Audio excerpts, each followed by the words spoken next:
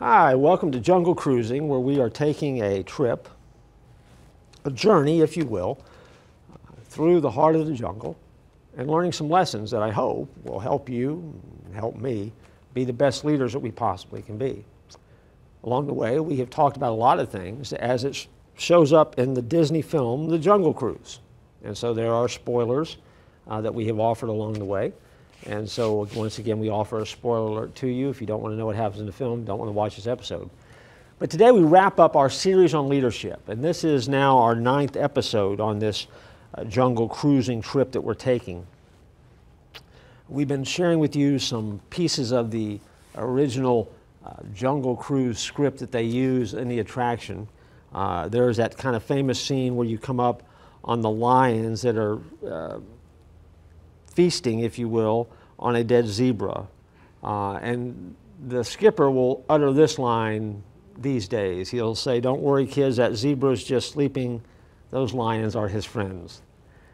Because, you know, the jungle is tough sometimes, and so you don't want to scare the kids.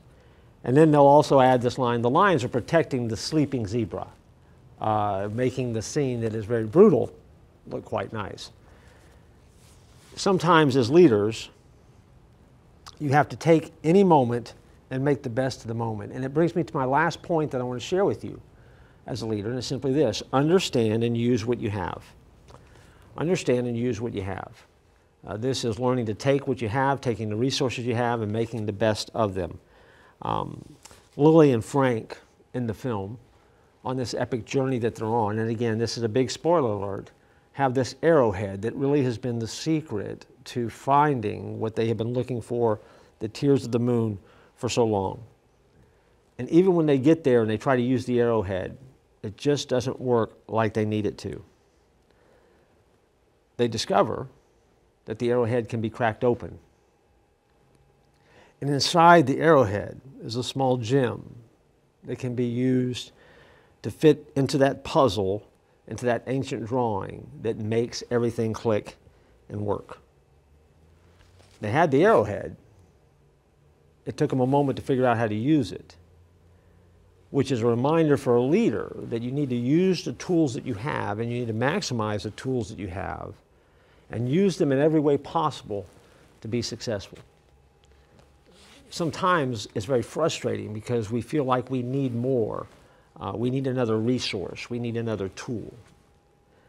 And that may be true. But I also know that for many leaders, one of the struggles that they have is they don't use what they have wisely, and they don't maximize the tools that they have to use. One of the things as a leader that I've always strived to do, and tried to get people around me to do, is make sure that we use and maximize what we have and really stretch it and push it as far as we possibly can. To try to figure out how to do something with what we've got instead of trying to figure out how to get what we don't have. Because usually when you're trying to do something in the heat of battle, you need a solution now. You don't have time to go shopping for something else. And so at the end of the day, learning to use what you have really does make a difference. And use those tools. And as you do, your team becomes confident in you as a leader, and you become more confident in your team and their ability to figure out solutions, to figure out ways around things, to figure out how to make something work when it doesn't seem like anything else is going to work. So use what you have, where you are, and make the best of it. And you'll discover that the people that you're leading will not only appreciate that, but they will learn to do that alongside of you.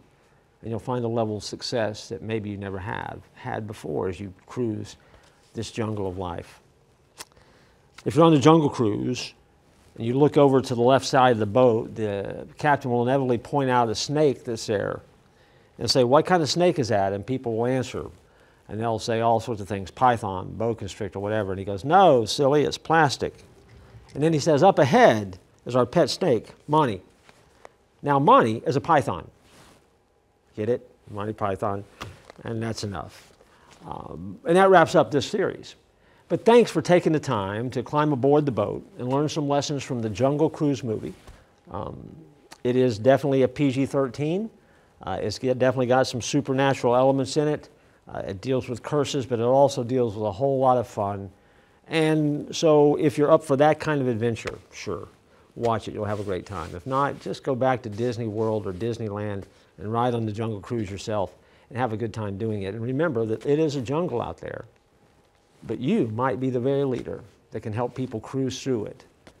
And if you are, you'll be a good skipper, and they will trust you, and you'll find a degree of joy and satisfaction that you can't find anywhere else. Thanks for joining me in this series.